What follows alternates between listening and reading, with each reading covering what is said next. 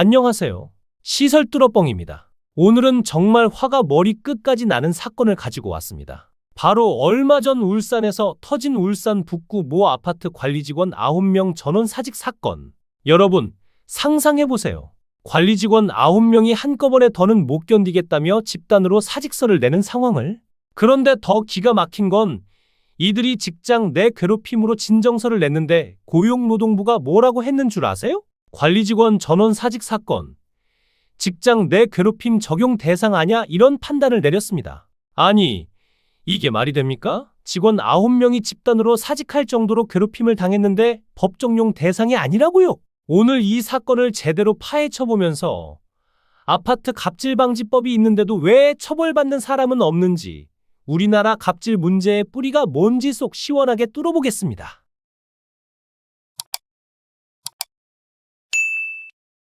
울산 사건의 충격적 진실? 9명이 동시에 사직한 이유. 먼저 이 사건이 얼마나 심각했는지 보시죠. 무슨 일이 있었나? 울산 북구 모 아파트에서 관리 직원 9명이 한꺼번에 사직. 승강기에 붙은 안내문.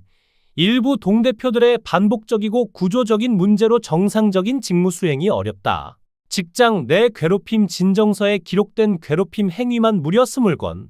9명이 동시에 포기할 정도면 얼마나 견디기 힘들었을까요? 그런데 여기서 진짜 기가 막힌 일이 벌어집니다. 법은 있는데 왜 아무도 처벌받지 않나? 시스템의 치명적 허점들.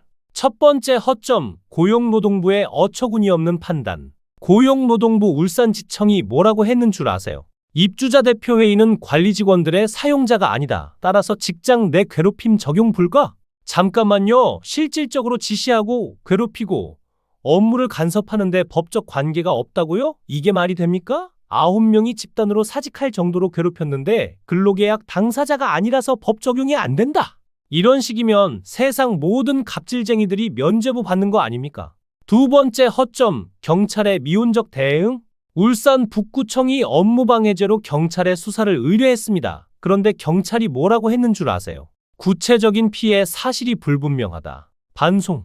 어이가 없죠. 직원 9명이 전원 사직했는데 피해가 불분명하다고요? 그럼 뭐가 더 구체적인 피해예요? 관리 직원들이 집단으로 자살이라도 해야 구체적인 피해가 되는 겁니까? 이게 바로 우리나라 갑질 처벌 시스템의 현주소입니다. 아파트 갑질방지법 완전 해부. 이름만 그럴듯한 허수아비 법. 법의 탄생 배경. 2020년 아파트 경비원이 입주민의 갑질로 인해 극단적 선택을 한 사건 기억하시죠? 그 충격으로 2021년 4월 21일부터 공동주택관리법이 개정되어 갑질방지 조항이 들어갔습니다. 금지되는 갑질 행위들 공동주택관리법 제65조 2. 첫째, 법령에 위반되는 지시나 명령. 둘째, 업무 외에 부당한 지시나 명령. 그럼 처벌은 어떻게 받나? 복잡한 미로 같은 절차. 자, 이걸 보시면 왜 아무도 처벌받지 않는지 이해가 될 겁니다. 1단계, 피해자가 관리사무소나 입주자 대표회의에 신고. 2단계, 관리 주체가 사실 확인하고 갈등 해결 노력, 여기서 대부분 무침. 3단계, 법령 위반이 확인되면 지자체에 신고. 4단계, 지자체가 조사해서 갑질 중단 명령. 5단계, 명령을 안 들으면 그제야 1,000만 원 이하 과태료. 5단계를 거쳐야 한다고요? 이 복잡한 절차를 다 거치는 동안 피해자는 얼마나 더 고통받아야 합니까? 실제로 처벌받은 사람이 있기는 한가? 충격적인 현실? 여기가 가장 중요한 부분입니다. 법이 시행된 지 거의 4년이 지났는데 실제로 과태료를 받은 사례를 찾기가 하늘의 별 따기입니다. 왜 처벌이 이렇게 어려운가? 첫째, 복잡한 절차.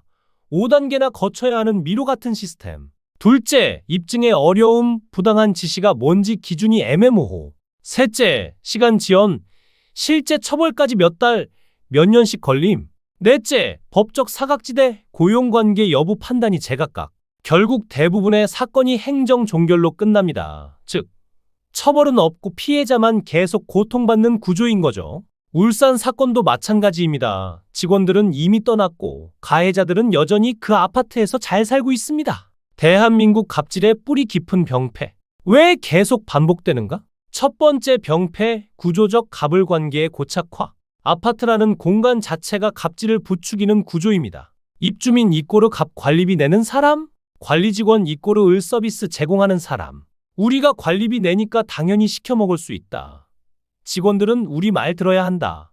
이런 착각이 만연해 있어요. 두 번째 병폐, 서비스업 천시 문화. 우리나라 사람들, 특히 일부 중년층들이 가진 고질적인 병입니다. 돈 주면 뭐든 시킬 수 있다는 착각. 서비스직 노동자에 대한 기본적 존중 부족. 고객이 왕이다 문화의 심각한 부작용. 세 번째 병폐, 법적 보호 장치의 허술함. 법이 있어도 실질적으로 작동하지 않으니까 갑질쟁이들이 더 설치는 겁니다. 처벌의 실효성 완전 부족. 피해자가 모든 걸 입증해야 하는 구조. 아파트 내부의 폐쇄적 구조로 외부 개입 한계. 어떻게 해야 진짜 바뀔까?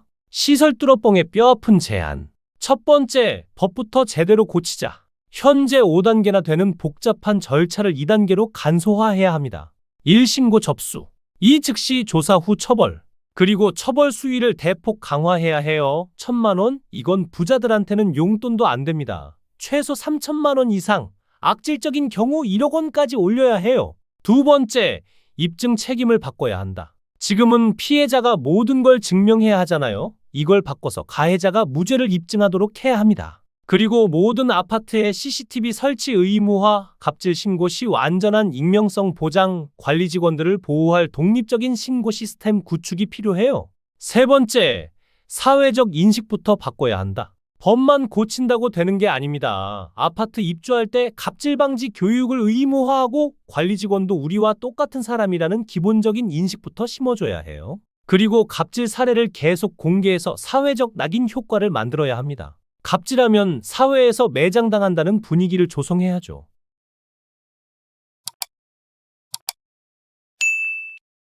여러분, 울산 사건은 정말 빙산의 일각입니다. 우리나라 곳곳에서 이런 일들이 벌어지고 있어요.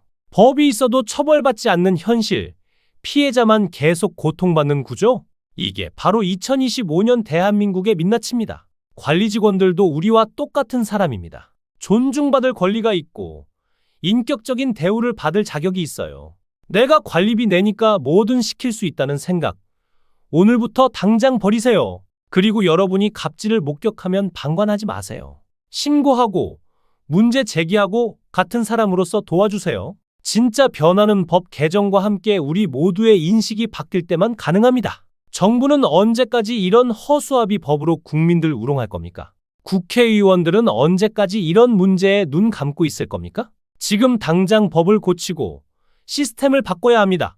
갑질 신고처 꼭 저장해두세요. 관리사무소 1차 신고, 해당 지역 구청 시청 2차 신고, 고용노동부 직장 내 괴롭힘의 경우 국민신문고 온라인 신고, 댓글로 알려주세요. 여러분이 목격한 아파트 갑질 사례, 이런 문제 해결을 위한 좋은 아이디어. 실제 처벌받은 사례가 있다면 꼭 공유해주세요. 좋아요와 구독 잊지 마시고 알림 설정까지 해주세요. 다음에도 시설 관련 뜨거운 이슈로 여러분의 속을 시원하게 뚫어드리겠습니다. 이상 시설 뚫어뻥이었습니다.